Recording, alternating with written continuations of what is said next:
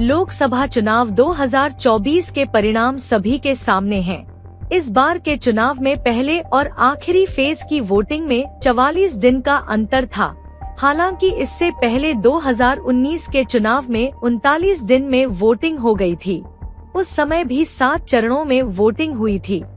इस बार पहले चरण में 19 अप्रैल को वोटिंग हुई, जबकि आखिरी चरण में 1 जून को मतदान हुआ। यही वह 2 तारीखें हैं जो एनडीए पर भारी पड़ गई। सत्तारूढ़ दल पर यह 2 तारीखें ऐसी है जब इंडिया ब्लॉक भारी पड़ गया। पहले और आखिरी चरण में 158 सीटों पर मतदान हुआ और यहां 98 पर इंडिया ब्लॉक ने जीत दर्ज की।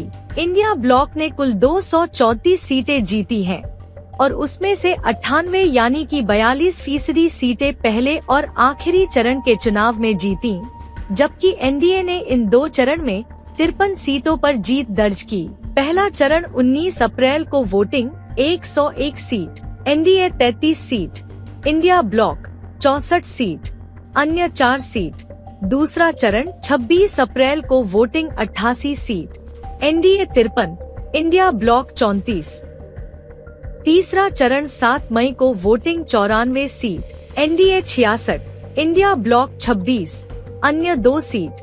चौथा चरण 13 मई को voting 96 seat, NDA 60, India block 31, अन्य 5 सीट। पांचवा चरण 20 मई को voting 49 seat, NDA 23, India block 24, अन्य 2 सीट। छठा चरण 25 मई को voting 58 seat, NDA 37, India block 21।